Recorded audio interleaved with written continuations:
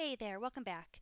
Today should be a pretty quick one. Today I'm just looking to show you how to set up your default bank accounts for your activity types.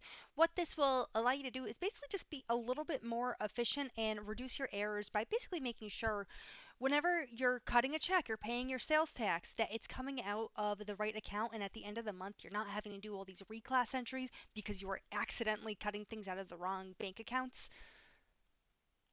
So in QuickBooks, there are four different basically bank activity types that we can automatically set up to come out of their respective bank accounts.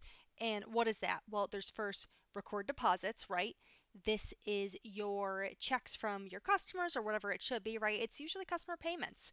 You can see right now it's auto defaulting to Bank of America because if it doesn't know what to point to, it just goes in alphabetical order and goes, hey, B's before J, so Bank of America.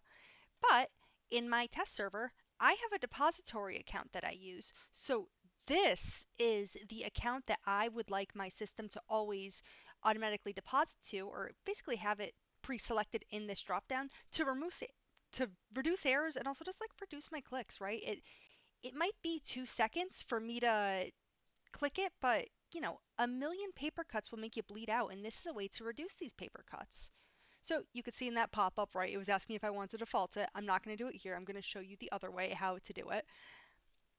The next place where we can set it up is for your sales tax payments, right? So if you have to remit to different vendors, we can see, just like in deposits, my pay from account is auto defaulting to Bank of America, but you know what? I use my JP Morgan Chase disbursement to pay all of my bills and sales tax. So really, this is what I want to default. The next place that we can automatically set up for defaults is writing checks, right? So this is if you manually write a check or, print a check, whatever it should be. Again, it always defaults to that Bank of America because it's first in alphabetical order. But as I said, we use a disbursement account to basically control in case checks get stolen or something along those lines. And then the final spot that we can always have a point to the right bank account to come out of is the pay bills. So we can see here, if I go to my checks, it's automatically pointing to that Bank of America, but once more, I want it to go to the disbursement. So by being able to set up basically these four spots, I'm going to reduce the amount of times I have to click. And I'll always know it's going to the right one, and it really should speed up my month-end reconciliation just by knowing that, hey, my actual disbursements and deposits all hit the right bank accounts. So for us to be able to auto-assign those four account types, we're going to go to Edit and then Preferences. And then in this left-hand navigation, we're going to select Checking. Now what you'll notice is we're going to be under My Preferences instead of Company Preferences, which means you can be in multi-user mode to do this.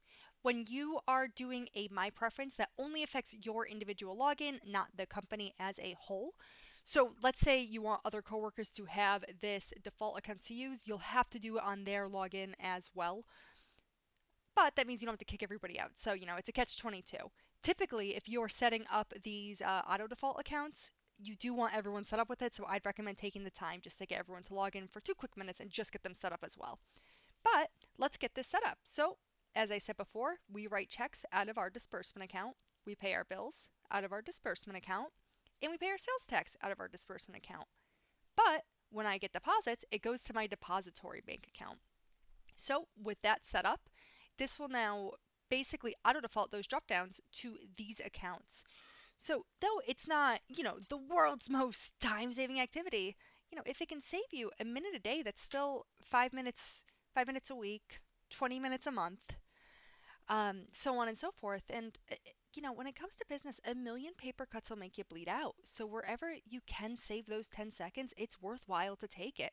And this is one of those very low hanging fruit, easy wins. So we'll select OK. And now let's go look back at those four basically, work areas to see, did it work? All right, now let's go look at our four work areas to figure out, did it work? First, let's go record a deposit.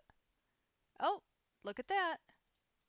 It's defaulting to our correct depository account. Perfect. Let's go pay our sales tax. Look at that. Going right to that disbursement account that we assigned. let's go pay a bill. There you go, coming right out of that disbursement account. Finally, let's go write a check. Look at that, coming out of the disbursement account.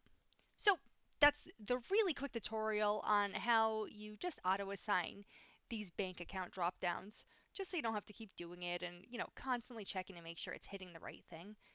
If you have any questions, let me know. This is a pretty easy one. If there's anything I can help you with in QuickBooks, if you have any questions or need any tutorials, please feel free to comment below and I'd love to help you. All right, have a good one. Bye, guys.